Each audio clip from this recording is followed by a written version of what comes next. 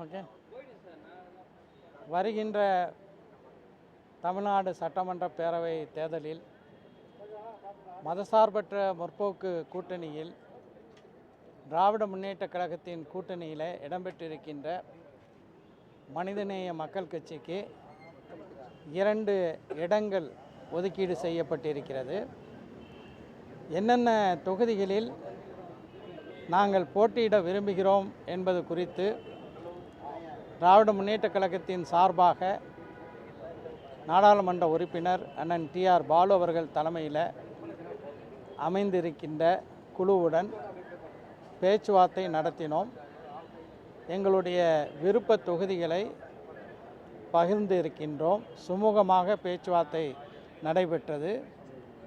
கூட்டணியின் தலைவர், திராவிட முன்னேற்றக் கழகத்தின் தலைவர், மாண்புமிகு முதலமைச்சர் தளபதி மு.க. ஸ்டாலின் அவர்கள் என்னென்ன தொகுதிகள் மனிதநேய மக்கள் கட்சிக்கு இந்த தேர்தலில் ஒதுக்கப்பட்டிருக்கின்றது என்பதை பற்றி அவர்கள் முறையாக அறிவிப்பார்கள். அது முதலமைச்சர் அவர்கள் முடிவு செய்து அறிவிப்பார்கள். ஏற்கனவே அங்க முகிச்ச தொகுதிகளை மீண்டும் கேட்டிருக்கீங்களா? மணப்பாறையில் வெற்றி பெற்றிருக்கீங்க, பாபநாசம் அது மீண்டும் இடம்பெற்றிருக்கா விருப்பப்பட்டியல்ல? நிச்சயமாக இடம்பெற்றிருக்கிறது. எந்த தொகுதிகள் என்பதை பற்றி ஒட்டுமொத்தமாக நம்முடைய திராவிட முன்னேற்றக் கழகத்தினுடைய தலைவர், கூட்டணியின் தலைவர் தளபதி மு.க. ஸ்டாலின் அவர்கள் உங்களுக்கு அறிவிப்பார். 2 தொகுதி இறுதி ஆயிட்டா? ஆமாம். பேச்சுவார்த்தை கிடையாது. எங்களுடைய விருப்பங்களை சொல்லியிருக்கோம் பேச்சுவார்த்தை குழுவில். அதை முதலமைச்சர் அவர்களுடைய கவனத்துக்கு எடுத்து சென்று முதலமைச்சர் அவர்கள் எங்கள் தொகுதி என்ன என்பதை அறிவிப்பார்கள். உங்களுக்கு விருப்பமான தொகுதிகள் என்ன சார் சொல்லியிருக்கீங்க? இல்லை, அதெல்லாம் ஏற்கனவே நான் சொல்லிட்டேன். மற்றவை முதலமைச்சர் அவர்களிடம் அவர்களுடைய அறிவிப்புக்காக காத்திருங்கள். நன்றி.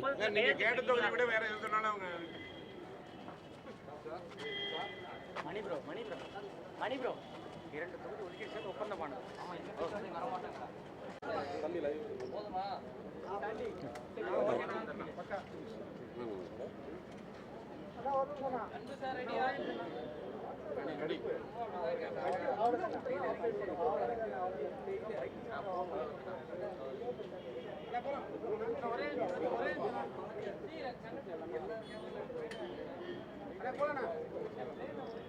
கொங்குநாடு மக்கள் தேசிய கட்சியின் சார்பாக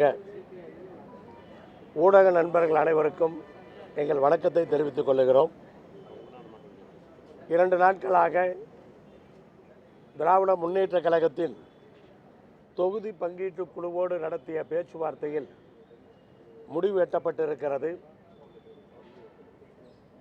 எங்களுக்கு ஒதுக்கப்பட்ட 2 தொகுதிகள் எந்த தொகுதிகள் என்பது இன்றைக்கு தொகுதி பங்கீட்டு குழுவோடு கையொப்பமிடப்பட்டிருக்கிறது.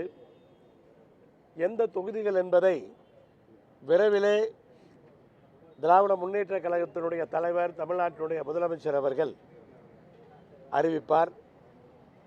விரைவிலே எந்த தொகுதிகள் என்பது அனைவருக்கும் தெரிந்துவிடும். ஆனால் இந்த தேர்தலை பொறுத்தவரை எங்கள் கூட்டணி மிக வலிமையாக மிகப்பெரிய வெற்றியை பெறுவோம் என்பதிலே எந்த ஐயப்பாடும் இல்லை. எதிரிலே அதிமுக வெற்றி பெற முடியாது என்பதை புரிந்து கொண்டிருக்கிறார்கள். அதை புரிந்து கொண்டுதான் அவர்களுடைய கூட்டணி கட்சிக்கு கொடுக்கின்ற தொகுதிகளெல்லாம் எப்படிப்பட்ட தொகுதிகளை கொடுத்திருக்கிறார்கள் என்பது உங்களுக்கெல்லாம் தெரியும். 2 நாட்களாக அதைத்தான் பேசிக்கொண்டிருக்கின்றோம். ஆனால் அவர்கள் தோல்வி என்பதை முடிவு செய்து விட்டார்கள் என்றுதான் நாம் புரிந்து கொள்ளுகின்றோம். இந்த தேர்தலை பொறுத்தவரை 5 ஆண்டுகளாக முதலமைச்சர் அவர்கள் தீட்டிய திட்டங்கள், மக்கள் அதனால் அடைந்த பயன்கள், இவையெல்லாம் சொல்லித்தான் நாங்கள் வாக்கு கேட்கப் போகிறோம். அடுத்தவர்களை குறை கூறி வாக்கு கேட்க வேண்டிய அவசியம் எங்களுக்கு கண்டிப்பாக இல்லை. இந்தியாவிலே டபுள் என்ஜின் என்று சொல்லப்படுகிற பல மாநிலங்கள், டபுள் என்ஜின் சர்க்கார் என்று பெருமை பேசப்படுகிற பல மாநிலங்களுடைய நிலைமை என்னவென்று எல்லோருக்குமே தெரியும். மக்களுடைய வாழ்வாதாரம் எப்படி இருக்கிறது அந்த மாநிலங்களிலே என்பது எல்லோருக்கும் தெரியும். தமிழ்நாட்டிலே வேலைக்காக பல மாநிலத்தை சார்ந்தவர்கள் வருகிறார்கள். உயர் அதிகாரிகள் கூட அவர்களுடைய வேலைக்காலம் முடிந்த பின்னால் தமிழ்நாட்டிலேயே தங்குவதைத்தான் நாம் இன்றைக்கு பார்க்கின்றோம். ஏன் தமிழ்நாட்டினுடைய கவர்னர் அவர்கள் கூட, அதாவது வெயிலுக்கு போகும்போது தான் நிழலின் அருமை தெரியுமாம், வெயிலில் போனால் தான் நிழலின் அருமை தெரியும். அதை போல தமிழ்நாட்டில் இருந்துவிட்டு இங்கு ஏதேதோ நமக்கு தொடர்ந்து தொல்லைகளை கொடுத்துவிட்டு அங்கு மேற்கு வங்காளத்திலே சென்று சொல்லுகின்றார், தமிழ்நாட்டிலே பெண்களுக்கு இருக்கிற பாதுகாப்பு இந்தியாவிலே எங்கும் கிடையாது என்று சொல்லுகிறார். ஸோ அந்த அளவுக்கு தமிழ்நாட்டினுடைய அந்த சிறப்புகளை அவர் அங்கே எடுத்து சொல்லுகிறார்.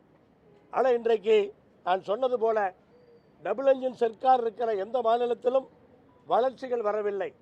தமிழ்நாட்டினுடைய முதலமைச்சரை பொறுத்தவரை அவர் டபுள் என்ஜின் என்று சொல்லுவது, பாரதிய ஜனதா கட்சி மத்திய அரசு ஒரு என்ஜின் என்றும் மாநில அரசு ஒரு என்ஜின் என்றும் சொல்லுகிறார்கள். அதைத்தான் டபுள் என்ஜின் என்று சொல்லுகிறார்கள். ஆனால் தமிழ்நாட்டினுடைய முதலமைச்சர் ஒரு குடும்பத்திலே ஆண் ஒரு என்ஜின் என்று சொன்னால் பெண் இன்னொரு என்ஜின் என்று சொல்லுகிறார்.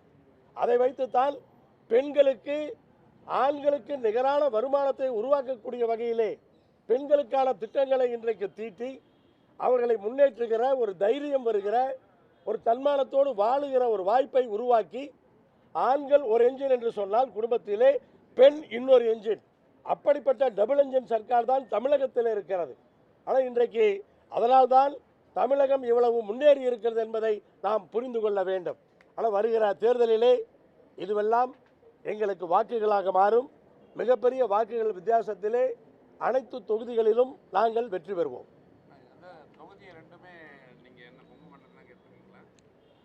அதில் என்ன சந்தேகம்?